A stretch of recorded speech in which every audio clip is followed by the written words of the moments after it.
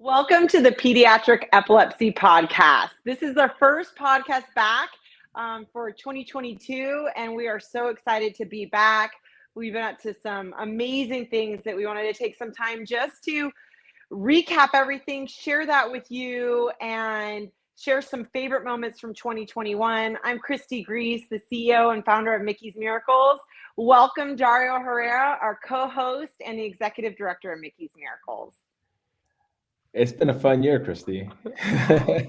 Wow, that was crazy. And now I feel like we've put our seatbelts on and I feel more energized, more inspired, especially coming back from the American Epilepsy Society annual meeting in Chicago in December. And now I feel there's more work to be done, but this great feeling of excitement and hope that there are so many amazing things coming on the horizon for our community.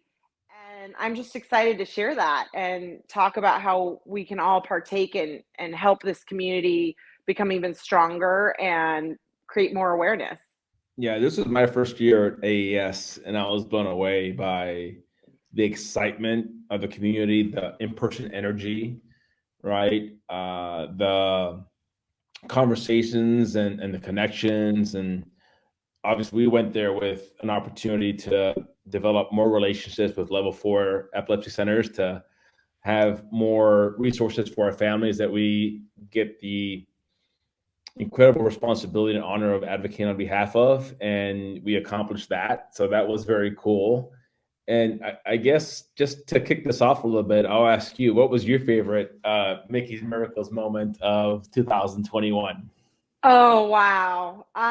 There's There's a lot so to choose from. many. I mean, There's it's so tough. many. I think just the amount of families that came through our doors, and that I think it was, first of all, I'm so excited that we're seeing warriors coming to us sooner in Yes. their diagnosis process because of awareness and sharing and social media and all the things we're doing to wave our banner and our flag and get attention. And so that's exciting. How many families came to us and were already getting a second opinions or getting surgical evaluations was exciting.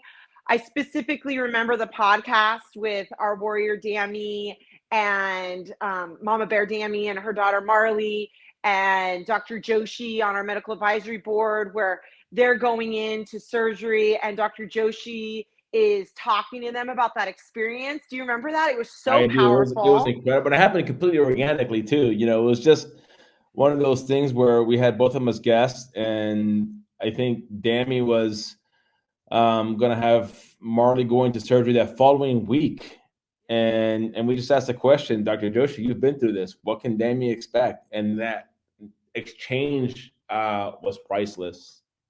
Absolutely priceless. I mean, it was just amazing. And to just see how our warriors and our parents are really starting to pass the baton on and pay Mhm. it forward, which was always my dream and my vision for Mickies Miracles, was to teach families how to advocate and do this for themselves and then help the one behind. Mhm. I also, my vision of this and writing all through quarantine, Miracle, the song that was inspired, it's really our testimony of going into that second emergency brain surgery with Michaela.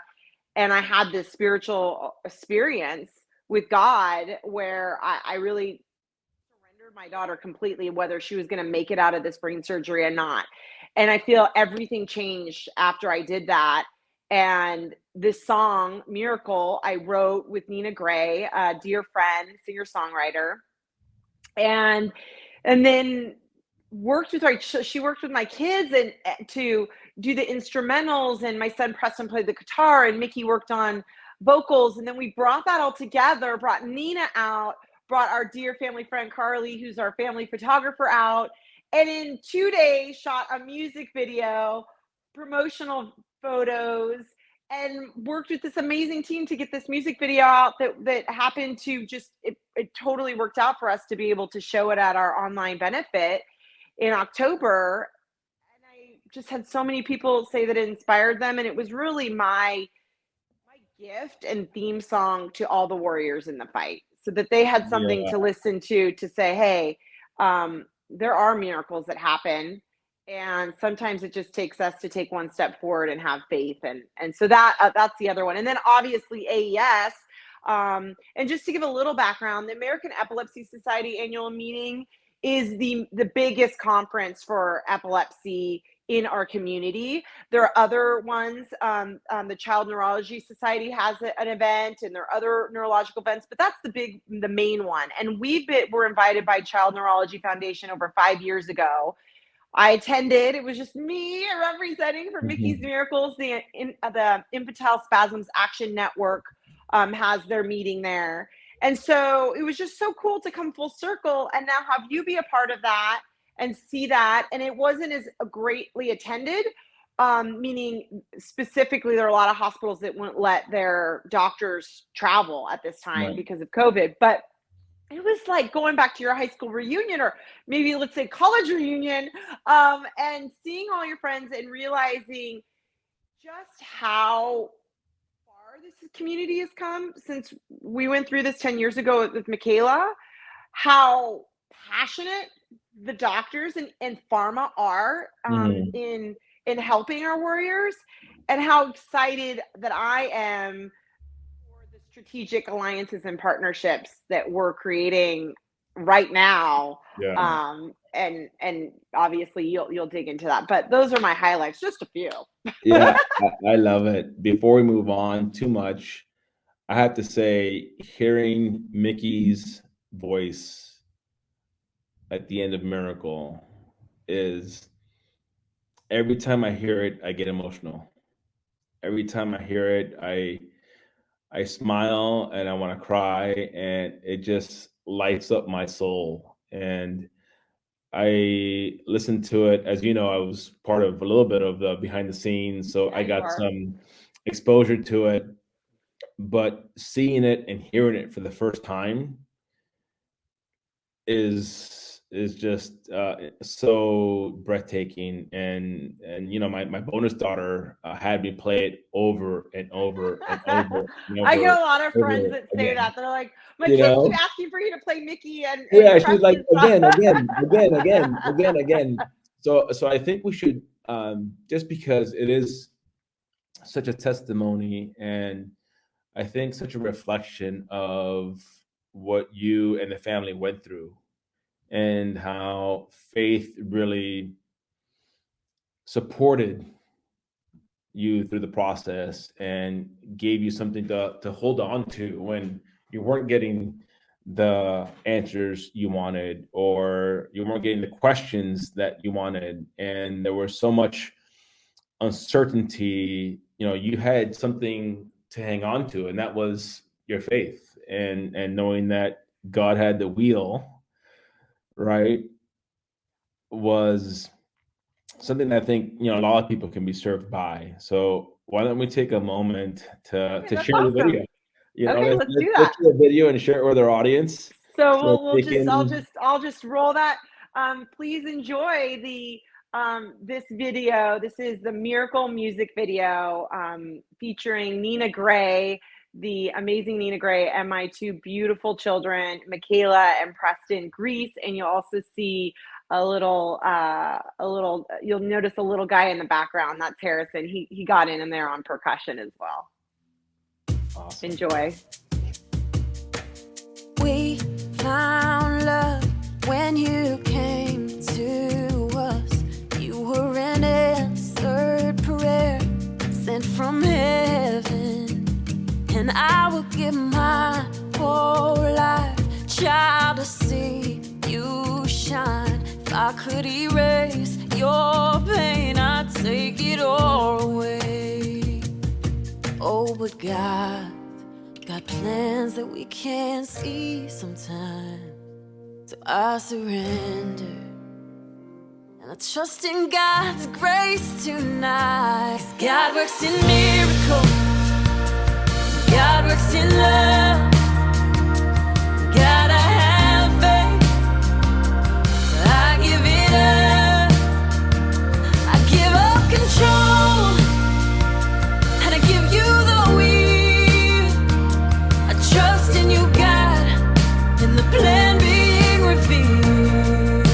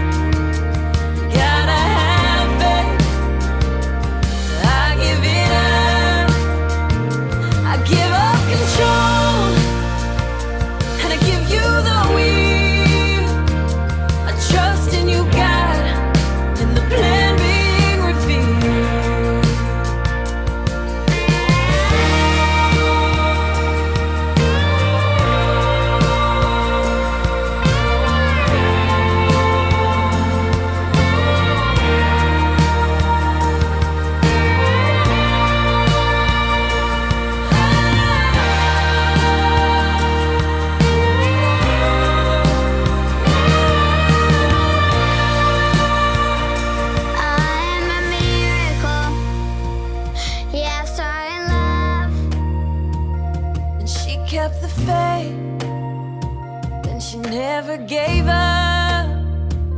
I never felt fear, for you have a will.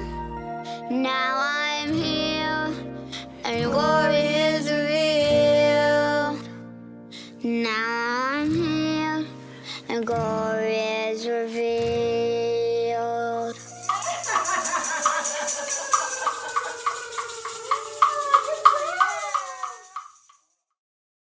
Wow. You have your I tissue? mean, seriously, that is Proud of just that. incredible. You know, And the exciting part is it's on Spotify and all the and Apple iTunes or whatever. I don't know all those streaming services, but it's there, and it's so awesome that we have something tangible to offer these families to check in and really recognize that these little warriors are our greatest gifts. And it's so hard to understand when you get that diagnosis and your life has changed forever. You have a special needs child. There's like no getting around that. yeah. You go through the process of accepting that, and then when you fully embrace it, it's the best thing that ever happened to me. I would not be a fraction on my pinky of the woman that God wanted me to be if I didn't embrace that and be all in. And families are realizing that, and you're hearing their voices on social media and raising awareness up in epilepsy, and it's just so cool. It's just the coolest And thing ever. I tell you what, I love, Preston's talented. His voice is great. I know he played guitar too, He did. you He know, did. and I mean, he did great, Thank you know. you. He's really he's dabbled a lot. We knew music was so important, and we'll talk about more about music, but music just transformed Mickie and our family, and it really has given. I was never musically inclined. I've been a dancer my whole life, but I saw firsthand watching Mickie transform and grow with her early intervention in Mickie, and so it was just a family affair, and that's what music Yeah. is once you get the whole family into it. And so it's just great that he now has guitar, and now he's doing electric guitar and really taking off with that. And Mickie does her vocal lessons, and Harrison was doing a little percussion, but now he wants to do lacrosse. So everybody has their own The jam. process is fun, but I mean, Preston, and not just his vocal talent and certainly his instrumental talent, but the testimony and how Mickie being gone was so impactful to him, how much he missed her while she was gone. And Yes, I mean, it was crushing. It's so hard for these families to leave their other children behind, and yeah, it's so difficult. It really, epilepsy affects everybody in the family. yeah, well, Miracle is one of my favorite moments for Mickey's Miracles in 2021. And another one happened recently, even though it happened in 2022, it's really the byproduct of the foundation we laid for with our medical advisory board in Yes. 2021. For those of you at home who don't know, we launched a medical advisory board last year with the purpose of doing what we do better and understanding how Mickie's Miracles can support families better, developing more relationships with level 4 pediatric epilepsy centers across the country, helping our families get into centers faster, Yep. and then really understanding, what's happening from a treatment level, right? What are these families being challenged by? What's the latest medication? What's the latest treatment? But something happened at our last meeting that it really was extraordinary. And we had a family ask us to have the video of their child having a seizure reviewed and evaluated by our medical advisory board. And in that moment, we had either 4 or 5 leading pediatric epileptologists from across the country, from all different, which was, by the way, has been very strategic. I mean, our goal from the beginning with the medical advisory board was to handpick the best of the best across the country at different centers, not just level 4 centers, but we have two epileptologists repping rural areas in Idaho and Texas, so that they can also share their site of what they experience, not everybody has access to that. So let's show the full gamut of what the epilepsy experience is from the medical professional side. And what took place was, I mean, it was unbelievable.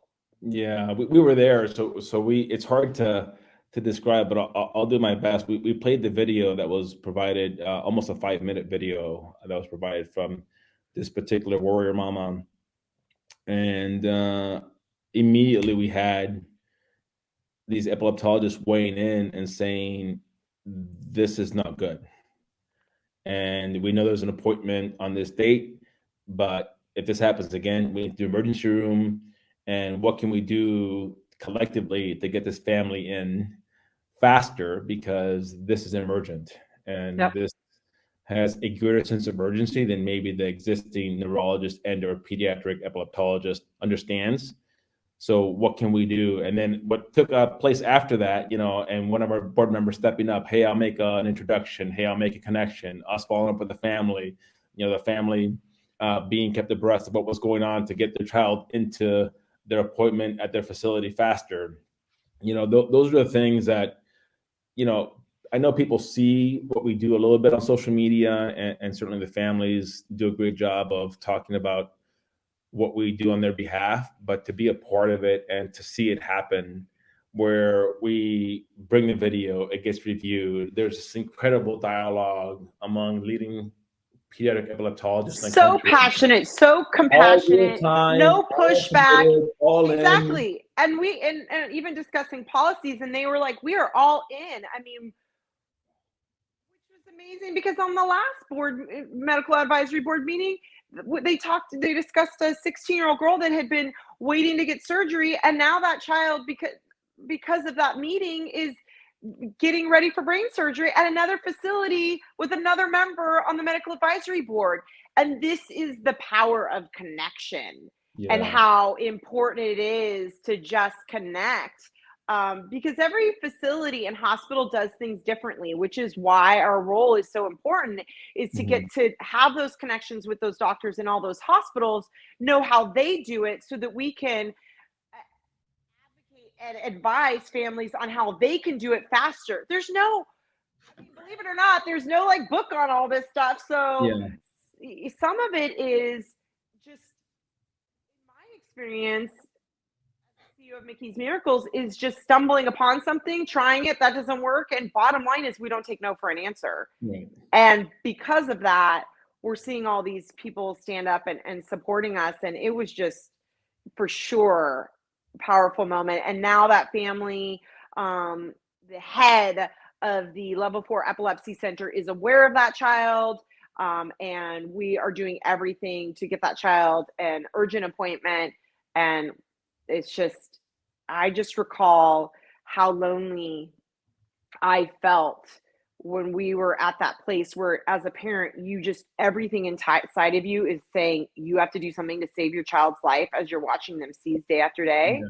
And then there was nobody answering my calls. There's nobody there to talk to, and to now see full circle that we are creating a community together that is allowing these families to have support, and for them to know, hey, I had 4 epileptologists review my child's video, and this is what they're advising, and now I know what next step to take, is just makes all of this worthwhile. Yeah, I want to hit on something you said. We don't take no for an answer, and that's powerful. What's even, I think, more powerful is that we're empowering our families to not take no for an answer. Right? Where before they might say, oh, okay, my neurologist said this, or there's not an appointment available till then, or and they're run down and they're tired, opinion or whatever. Now they're saying, no, I know my child deserves better. Now I know we can do this faster, we can do this better. I don't have to settle for I don't know, or the medication that hasn't worked time and time again. We're empowering them to say, I'm not going to take no for an answer. Absolutely. And those families know, I mean, every parent, I can just speak for myself, but most of the families that I talk to, and I talk to them every day, they have this, and this is why this is one of our tenets: trust your parental instinct. Our tenet number 2 is they know inside, but when you stand in front of a white coat, there's something, I think, psychologically and socially, we give our power away. And so I think we're just encouraging families to, like you say, own that power. And not only own that power, but you have a right to have a second opinion, your child does. And you deserve it. And I see, I see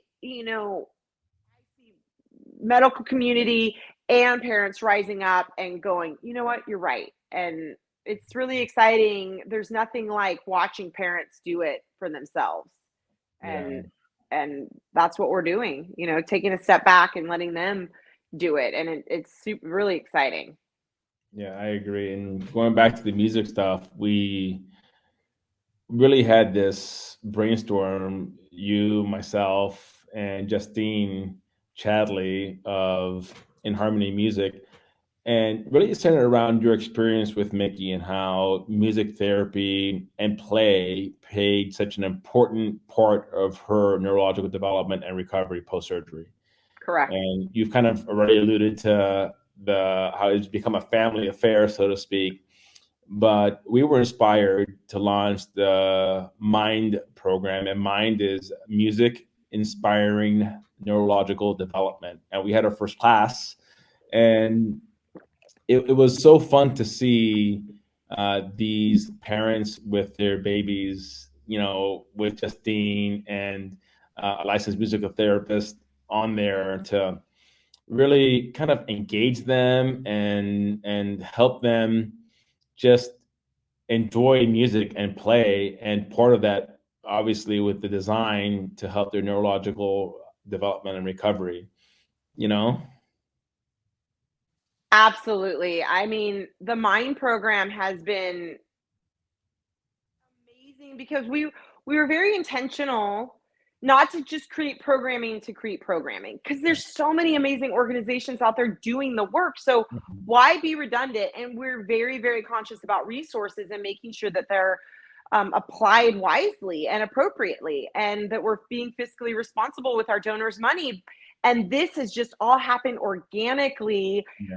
I mean, I recall this is the beginning of COVID 2 years ago with Yumi and Justine on the phone, and we brought it all to life, something that had also been on my heart for a long time. Yeah. And then we see this come to fruition, and now we're so excited because we have so many industry partners that want to get in on this.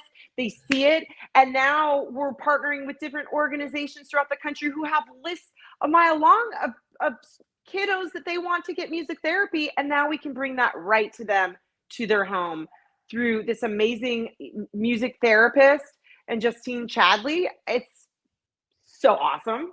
Yeah, she's such a gift. I mean, she has been through her own challenges, as we all know, and I think part of this has been therapy for her, right? To be able to serve others and to be able to serve others' children has, I think, been a good opportunity for her and for Mickie's Miracles. I mean, I'm telling you, to see these kids, because at the beginning, some of them weren't even being responsive to the music. Mm-hmm. And then to see kind of that development, how they became more alert, how they became more engaged, how they became interactive, and to hear the parents' testimonies, we were grateful to those who shared, the results, and to have it not just be a program, but to know that it's a program that's impacting change and inspiring development and recovery. And Absolutely. Doing it in a way that all the families can come together around is really, I think my favorite part of that program is how the family gets to be involved in that neurological development and recovery. And that's why I said it became a family affair, really, because that's what Justine instilled on us. I mean, I remember the first class and I was freaking out. Right. And then the kids grow and they're running around, but that's all encouraged. And Right. This isn't just like for fun. I mean, this is scientifically backed. I have seen Mickie's brain remap and do things that I know wouldn't have happened if she didn't have that music just poured into her. She still had Right. stitches in her head, Dario. I mean, she was a blob on the floor. And now we're doing assessments. So we do a beginning, a mid, and an end year assessment. And you were seeing what these kids are doing, how they're engaging, they're connecting. And this is through a video on a TV. Yeah. But what Justine and the music therapist taught us very young is that, yes, kids will notice, and parents may say, "Hey, my kids do better when they engage one-on-one." Well, yes, that's true, but what I learned and what was taught to me is they engage one-on-one and learn the most from the parent, the person that they're closest to. They Right. want to mimic mom and dad and brother and sister. So really, the music therapist and the teacher is teaching us what to do, and then we sing that, we carry it throughout the, think of it as homework. You carry it throughout your home all week long, and that's what the child is learning from. You're just getting queued up in the music Right. therapy class of what to do. It's just like physical therapy or anything else. And then you're doing that I mean, I have these songs this once, and I am not a singer, but bitty bitty bump bump bump bump bump Yeah. bump Yeah. bitty, and these little tunes that I learned when the kids were just so little, and all of a sudden it'll come. It's so random. And like I said, I was never in music, but I did all that and do all that with them because I was just so desperate when I was a parent and of Mickie, and I didn't know what to do. And these were the things that I was reading and learning about that would remap her brain after removing her parietal, occipital, and temporal lobe at 1 year old, that was causing epilepsy. So I knew the right hemisphere would take over for those missing left brain functions. And Right. my role as mom was to do whatever I could to get that early intervention. And we're seeing that with these kiddos, and it's Yeah. a lot, but it really is nothing short of amazing and awesome. I agree. Another, I think, one of my favorite moments was the infantile spasm symposium. We had Dr. Tran and Dr. Zupans come together, and it was in part because of the funding we got through ISAN to help pediatric primary care physicians and emergency room physicians understand what to look for with regard to infantile spasms, and the honesty of the exchange, the specific information that both Dr. Z and Dr. Tran shared, and how they impressed upon the need for urgency. I mean, I know Yep. this is a drumbeat that we've been, Absolutely. going at, at least since I've been involved. I know, long before I was involved, It's the foundation of the organization. Urgency, get urgent. Yeah. And they totally nailed it. They're former colleagues at the same hospital. Now Dr. Trans across the country in Delaware at Nemours, Dr. Z still at Chalk, and to see them come back together and speak on IS in a way that's very educational. And any of our listeners, whether you have a child with infantile spasms, also known as IS, or whether you aren't connected but you want to learn more, go back and listen to that podcast, because it's really powerful to see doctors educating not only us, but educating other doctors. And the reason for that, most families know, but anybody that's not aware, is that these kiddos, many times, like us, they have this first seizure and they don't call up their pediatrician, or they may, but invariably it's on a Friday, like it happened to us. And you're going into the weekend, it's on the weekend, and you can't get to your pediatrician, you go to the ER. And pediatricians, and many times, if let's say you're having somebody like that at the ER, they don't round in neurology. So infantile spasms can get missed because it looks like acid reflux. The Right. kids are irritable, and it's getting misdiagnosed in the ER so many times. And so if we can educate these doctors on what this looks like, so they know, hey, this child needs to get an EEG right away, and we need to connect them to a child neurologist immediately for diagnosis and treatment. Yeah, and I love how they articulate what to look for, and not just what to look for, but what to do next. Exactly. Right. And one of the things you talked about earlier is how we're getting families earlier in the process. Yeah. So imagine if a pediatrician and/or an emergency room pediatrician physician recognizes the signs immediately, that referral to a pediatric neurologist can happen much faster. And now you don't have months and months wasted. And we know how dangerous it is for this to go undiagnosed, because a seizing brain teaches itself to seize. Yes, it does. And the potential for greater permanent damage exists the longer it goes undiagnosed and untreated. Well, So and to doctor, be able to arm them with that kind of knowledge and what to do next, not just to be able to recognize it, but what to do next, I thought was incredibly impactful for that audience. I don't have the source, but I know Dr. Hussein at UCLA. I remember him speaking at an ISAN meeting, and he talked about IQ points for every week that can be lost by a child every week that a child goes undiagnosed. I mean, we're talking future. This is the processor, and it could be irrevocably damaged. Specifically, infantile spasms is not treated immediately. That is why it is called a medical emergency. And imagine it, we talk about it all the time. Imagine if you just got told you had a cancer diagnosis. You're going to go alert, must do something immediately. But when we don't get those flags from the doctor themselves to take action, how can we expect this? How can we leave this all on the parents? I mean, that's why we all get to be educated, so that the awareness is to drive us to take action and save children's lives. Yeah. Well, I mean, 2021 was incredible, and to see how many more families we got to help and support along the journey, the way that Mind was able to impact these, babies, to honor those that we lost, was impactful too, because it's a reminder of why we do the work we do, and that not all outcomes are positive. Yeah. And that there is a medical emergency daily, and there is a war going on in these young babies' minds that are often catastrophic and sometimes fatal.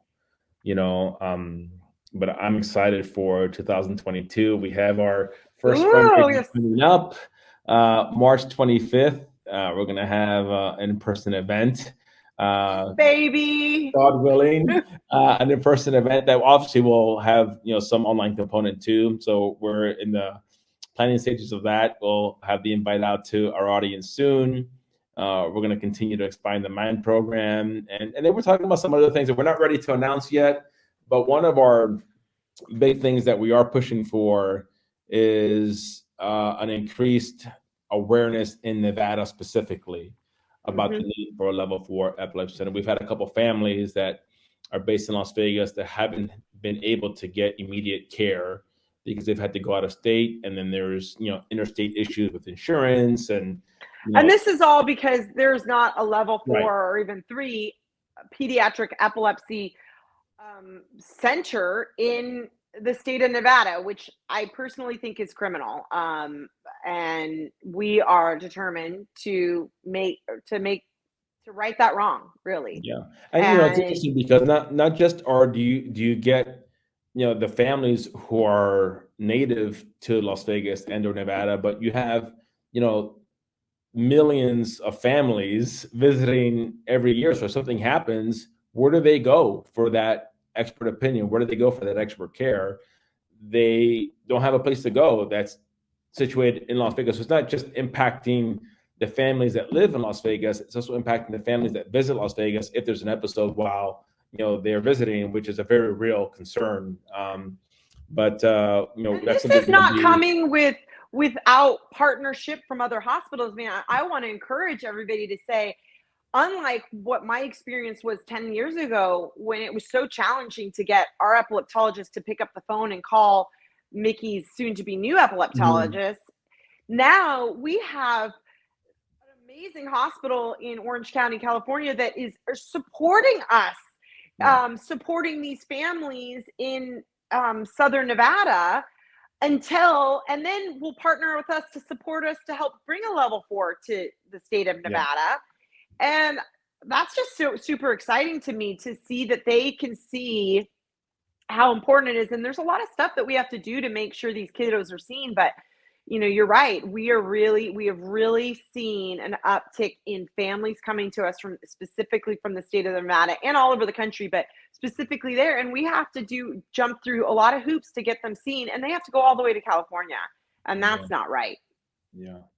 Well, Kristie, kudos to you for your visionary leadership and for how passionately you advocate for these families. I know you hold me to a very high standard in executing the work that we do at Mickey's Miracles, and it's something that I'm honored to do because I know we're making a real difference every single day in these babies' lives. And it's, to see what we accomplished in just 1 year excites me for what we're going to be able to accomplish, in upcoming years. And I think 2021 was an opportunity for us to set a strong foundation to expand our advocacy work. And I think 2022 is where we have an opportunity to expand our voice, to add to the foundation, and to increase our reach, and to start to exercise the influence we've been able to generate because of the good work we've done together to do more good work together. So I'm so excited. Absolutely. Me too. And I want to encourage families, if you have a child that needs support, please call us.